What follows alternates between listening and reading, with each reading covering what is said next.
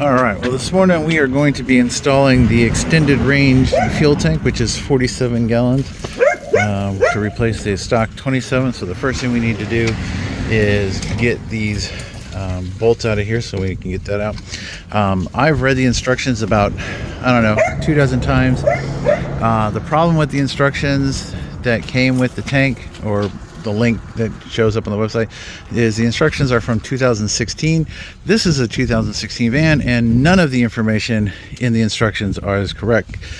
So double check all your bolts, because on my tank straps they are E14s. In the instructions it says it's a 10 mil, so not the same. But it does pretty much everything else is kind of a lineup. So it's fairly straightforward. You have to disconnect this, get this all out of the way. You have to disconnect the shield that's underneath. You have a fuel line and a return and a switch and a ground that need to all be disconnected, and then you can take the tank straps out and drop this down. Now I have the van sitting on 2 jack stands, so it's leaning towards the passenger side. This gives me plenty of room to get in and out from underneath it. It's nice and stable.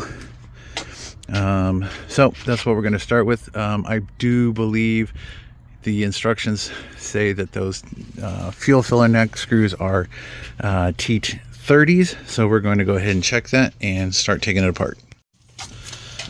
All right, so once you remove the 4 T30s from the shield, it takes a little bit of wiggling. You don't need to take the door off, and you can get it out. And then you do have one more right here that needs to be removed. All right, so next there are 4 10 mils. There's one here, there, and here, and here. This metal shield needs to come out of the place. All right, once you get that shield out of place, next you got to get this foam gasket out of here so we can do that. And then we got to move over here. Where is it? There they are. And we need to get those 2 fuel lines and that plug. Okay, so I had a shit ton of zip ties I had to get rid of because this has been modified a little bit. So this one with the blue clip, I went ahead and put a piece of blue painter's tape right here to make sure that blue and blue, those go back together. They are kind of close, so you just don't want to mix them up. Figure out your way. And then this is the other thing. So those 2 and this, and then we'll put the jack under the tank and we'll start taking the bolts out. All right, so we got the return fuel line on the pressure side and that plug disconnected. We got ourselves a little drip pan. It wasn't a whole lot of fuel, just a little bit. And I've already gone through and broke free all the tank strap bolts. I'm going to put the jack under here and we're going to get those straps out. Okay, so all 6 tank strap bolts are out. Everything seems to be disconnected except for this ground that's zip tied up here. I can't reach until I drop the tank down a little bit. Alright, so we got the tank out. There's the new one. I'm going to slide that underneath there for a second. Make sure everything lines up like it's supposed to. Then we can put the new rib nuts for the last strap in. And then we can start swapping things over and get it mounted. Alright, so now we got to put in the 2 rear rib nuts here and there. I used my short bracket to line up the holes, make sure I was in the right spot. I've kind of assembled it. Now I'm going to go ahead and start it. Okay, so we got our nuts in. There's one, there's the other one. So those are good to go. I ground off the heads of these. So that should be good. And there's nothing else up there. All right, so now we can get on to taking the filler neck off that tank and moving it to the other tank, and then we can install it. Okay, so we cut the filler neck off of that one. We put the little valve in here that's supposed to be there. This is the supplied tube. It doesn't say to cut it, so apparently it just says slip it in and everything's good. So we got it all the way pushed back. All our lines are connected.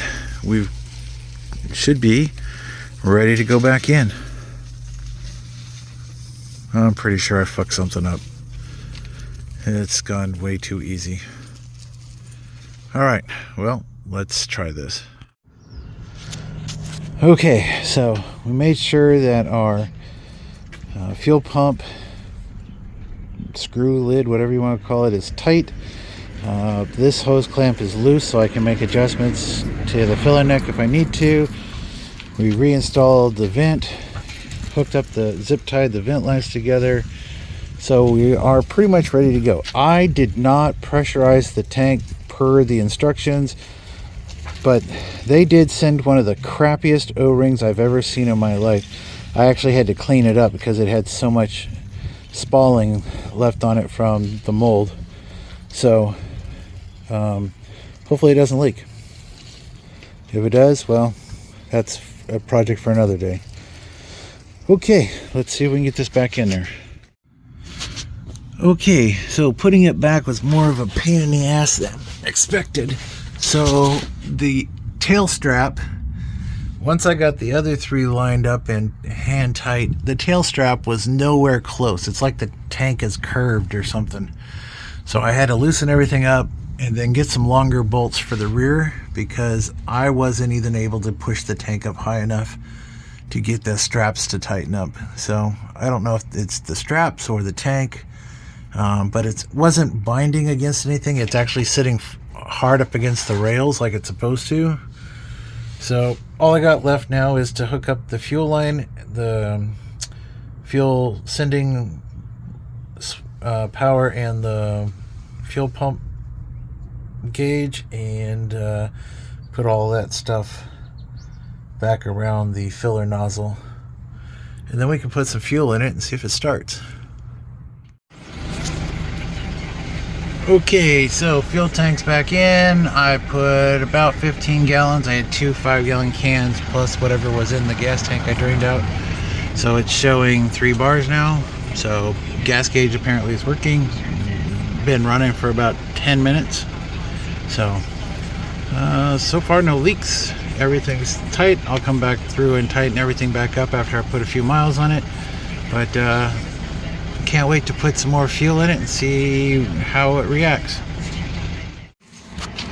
Alright, so all total took me about 4 hours.